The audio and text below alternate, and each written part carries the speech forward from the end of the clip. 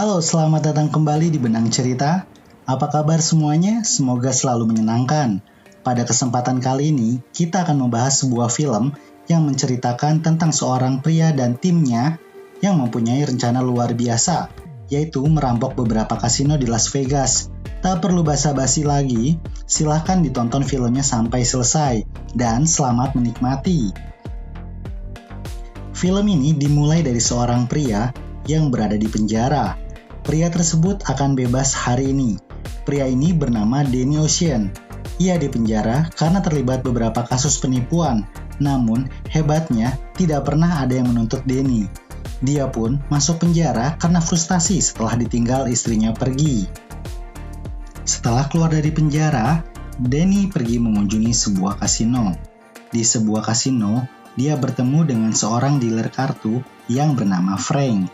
Akan tetapi, dealer tersebut berpura-pura tidak mengenalinya dan memperkenalkan diri sebagai Raymond. Setelah sedikit berjudi, Danny pun pergi meninggalkan pria tersebut. Di sebuah bar, pria yang bernama Raymond menghampiri Danny yang sedang duduk sendiri. Ia mengatakan nama Frank telah dilarang menjadi pengawas judi di kasino, sehingga tidak bisa menggunakan nama tersebut. Frank pun memberitahu bahwa temannya yang bernama Rusty saat ini sedang sibuk mengajari para artis bermain kartu. Pria ini bernama Rusty. Saat ini, ia sedang sibuk mengajari beberapa artis untuk bermain kartu. Ia tidak hanya mengajari secara teknis bermain kartu, namun juga mengajari dari sisi psikologis bermain kartu.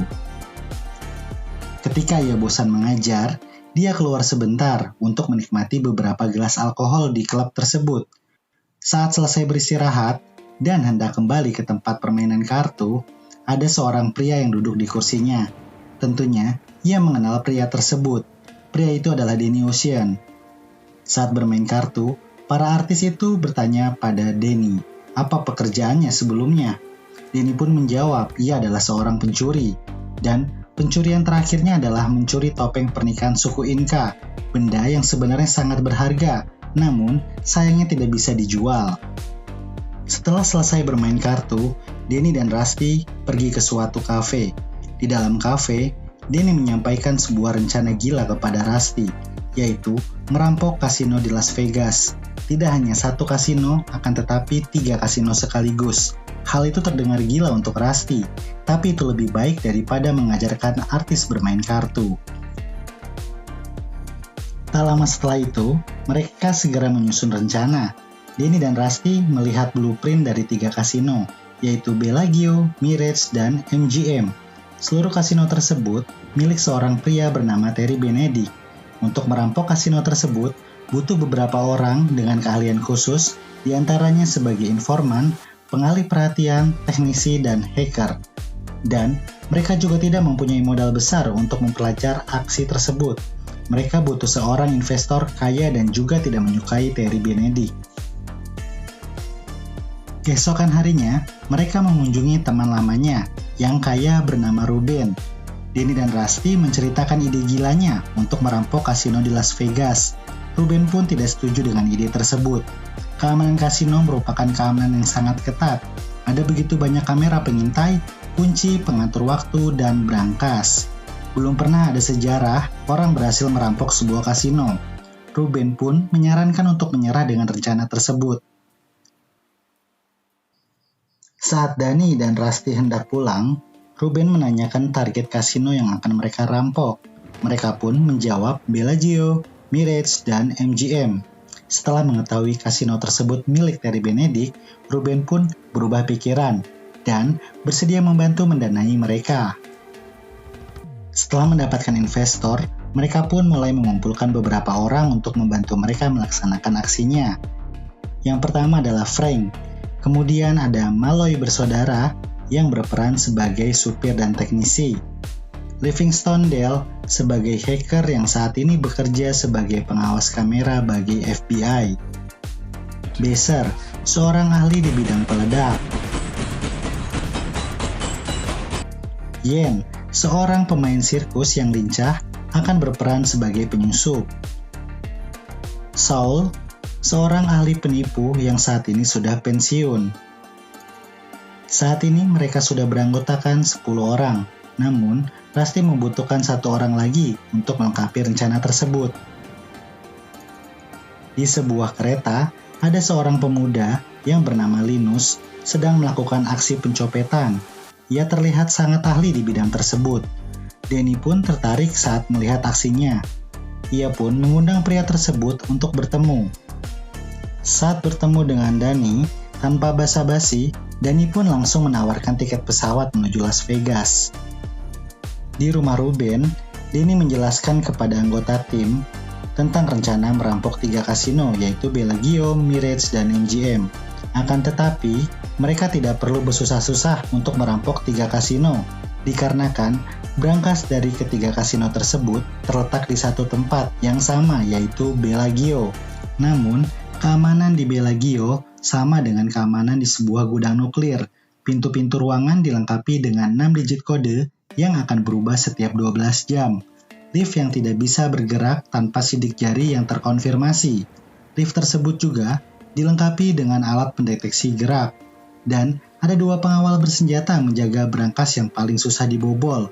Namun, itu setara dengan isinya yang berada di brankas tersebut, yaitu $150 juta yang nantinya akan dibagi rata kepada 11 orang. Akhirnya rencana dimulai. Hal yang pertama perlu dilakukan adalah pengintaian. Danny membutuhkan semua informasi yang berada di 3 kasino tersebut, mulai dari rotasi bandara hingga jalur troli uang. Dan juga, ia ingin mengetahui tentang individu setiap satpam, pengawas, dan semua yang mempunyai akses keamanan terhadap kasino tersebut. Tidak lupa untuk mengetahui seluk-beluk seluruh kasino untuk rute pelarian tercepat. Becer diberikan tugas untuk memahami kelistrikan di kota Las Vegas, karena pada saat hari kejadian, Danny ingin mematikan seluruh listrik di Las Vegas. Lalu, Livingstone diberikan tugas untuk menghack seluruh sistem keamanan di kasino. Akan tetapi, dikarenakan tidak ada celah, Livingstone membutuhkan akses untuk masuk ke dalam server keamanan tersebut. Salah satu teknisi keamanan di kasino tersebut ternyata gemar datang ke klub. Rusty pun membayar salah satu wanita di kasino untuk mengambil ID card dari teknisi tersebut. Berkat ID card dari teknisi kasino tersebut, Livingstone berhasil menyusup ke dalam ruang keamanan. Ia pun segera pergi untuk mencari server utama untuk melakukan penyadapan di server tersebut. Danny juga membuat replika brankas yang sama persis dengan yang ada di Bellagio. Selain itu, Danny juga menyuruh Linus untuk mengawasi pergerakan Terry Benedict. Linus memberikan informasi tentang Terry Benedict kepada Rusty. Ia mengatakan Terry Benedict seperti mesin. Rutinitasnya sangat teratur. Setiap hari, ia selalu datang ke kasino pukul 14. Dia juga selalu berada di lobi setiap pukul 19 untuk berbicara dengan manajer tentang semua kegiatan di kasinonya. Setelah itu, menyapa para pejudi VIP. Dia keluar pukul 19.30 dan ada asisten yang memberikan map hitam berisi tentang keuangan dan kode keamanan yang baru. Linus juga mengatakan orang yang terakhir curang di sini tidak hanya dipenjara selama 10 tahun. Dia juga membuat bank menyita rumahnya, dan kakak iparnya juga dibuat bangkrut. Benedict tidak hanya mengincar musuhnya, akan tetapi seluruh kehidupan dan orang sekitar yang dianggap musuhnya juga akan menjadi target pria itu. Linus juga menjelaskan, Benedict memiliki kekasih, namun Linus belum mengetahui siapa nama wanita tersebut. Wanita tersebut muncul dari lantai atas. Ternyata, Rusty sudah tahu siapa wanita tersebut. Wanita tersebut bernama Tess, yang merupakan mantan istri Danny. Rusty pun datang menghampiri Danny. Ia menanyakan tujuan dari rencana ini, apakah karena mantan istrinya direbut oleh Terry Benedict? Danny pun mengakuinya. Namun, Danny memastikan jika rencana ini berjalan lancar, maka dia akan bisa mendapatkan keduanya, uang Benedict dan mantan istrinya. Saul ditugaskan untuk menyamar sebagai pengusaha kaya raya dengan nama Lyman Zerga. Staf kasino menyampaikan kepada Benedict bahwa Lyman Zerga ingin berbicara empat mata dengan dirinya. Dikarenakan ia tidak mengetahui siapa Lei Menzerga, ia menanyakan identitas kepada staf tersebut. Stafnya menerangkan bahwa Lei Menzerga merupakan salah satu pengusaha senjata api terbesar di Eropa. Benedict menanyakan keperluan Zerga dengan dirinya. Lei Menzerga menjelaskan bahwa di hari Sabtu saat ada pertandingan tinju, dia ingin menitipkan sebuah koper yang isinya sangat berharga. Ia ingin menitipkan barang tersebut di brankas utama Bellagio. Awalnya Benedict ragu dengan permintaan Zerga, namun Saul yang sudah ahli dalam penyamaran berhasil meyakinkan Benedict. Di sisi lain, Denny datang menghampiri mantan istrinya. Dia mencoba mengajak istrinya untuk rujuk kembali, namun istrinya menolak ajakan Denny. Tess masih sakit hati dengan kebohongan yang selama ini dilakukan oleh Denny. Denny juga tidak jujur tentang dirinya yang merupakan seorang pencuri. Saat ini, Tess merasa lebih baik bersama dengan Terry Benedict.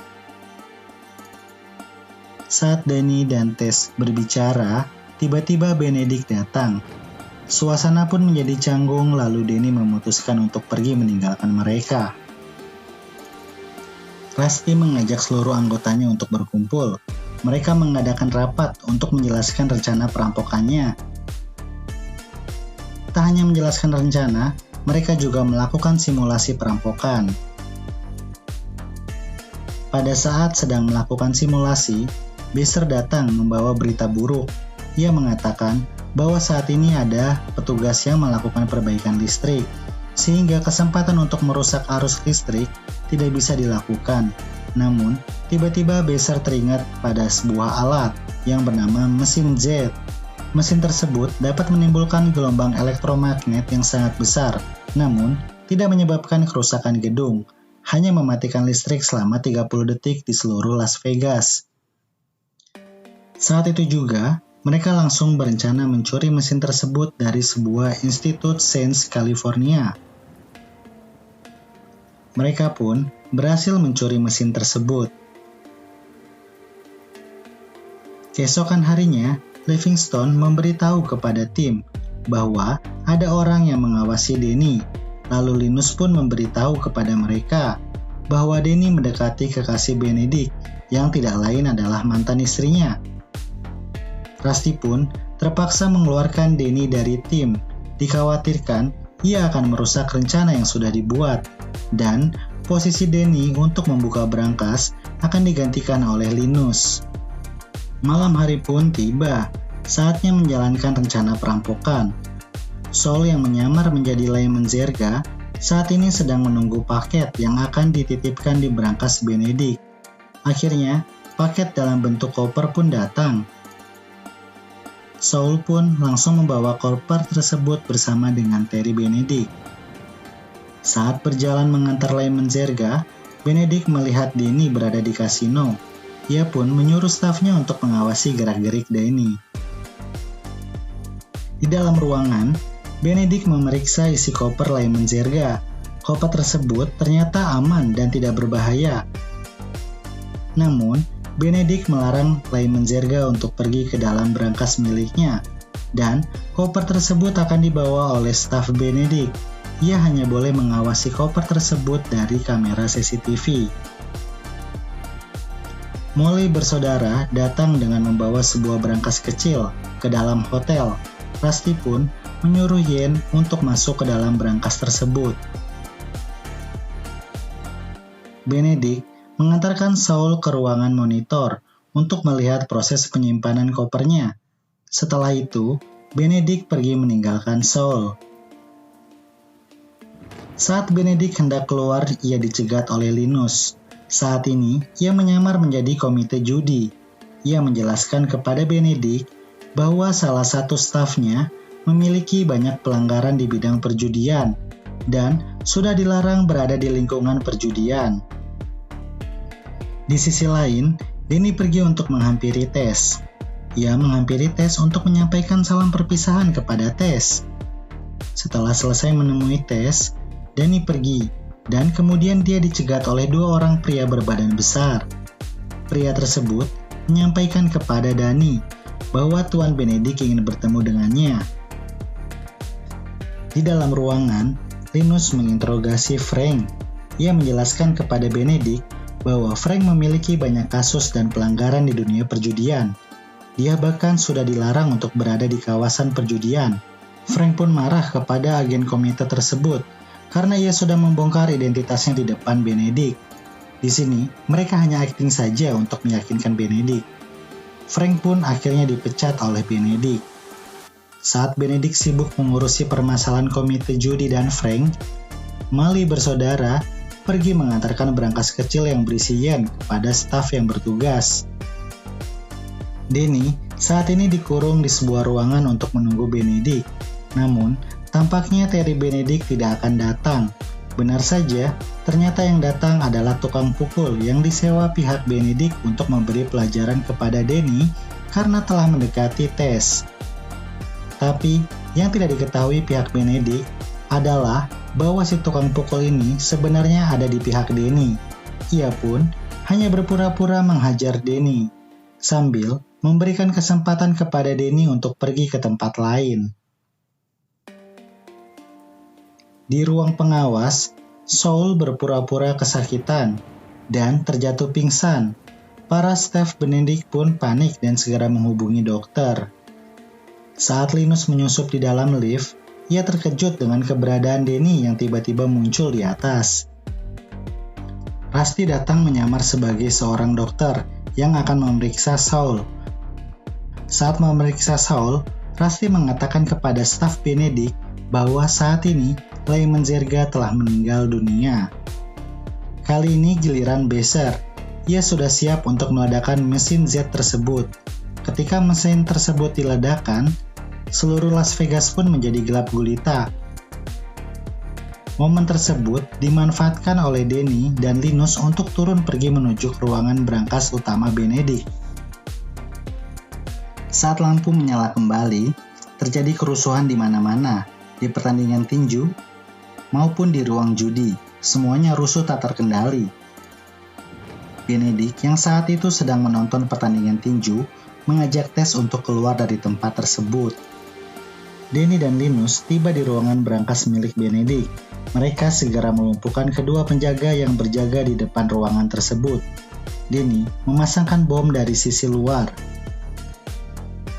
sedangkan Yen memasangkan bom dari sisi dalam. Bom pun diledakkan.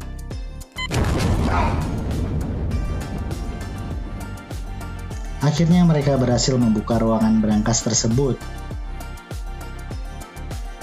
Kali ini giliran Rusty. Ia menghubungi Benedict. Ia mengatakan kepada Benedict bahwa saat ini ia sedang merampok kasinonya. Benedict pun melihat pantauan CCTV dan ternyata benar bahwa saat ini kasinonya telah dirampok. Rusty mengatakan bahwa saat ini mereka hanya mengambil setengahnya dan sisanya akan ditinggalkan bersama dengan bom yang bisa meledak kapan saja. Rusty meminta kepada Benedict untuk membiarkan uang rampokannya keluar dan ditaruh di mobil van putih yang sudah berada di depan kasino. Jika tidak melakukan hal tersebut, Rusty mengancam akan meledakkan sisa uang di berangkasnya, sehingga Benedict tidak memiliki hal yang tersisa di dalam berangkasnya. Benedict pun terpaksa harus setuju dengan permintaan tersebut dan menyuruh stafnya untuk menghubungi polisi. Sesuai permintaan Rusty, uang rampokan tersebut ditaruh oleh staf Benedict di mobil van putih yang sudah berada di depan hotel. Saat mobil van tersebut pergi, para anak buah Benedict mengikuti van tersebut dari belakang. Tim SWAT pun datang. Mereka hendak menyergap perampok yang ada di dalam berangkas Benedict. Terdengar suara tembakan dan ledakan terjadi di sana.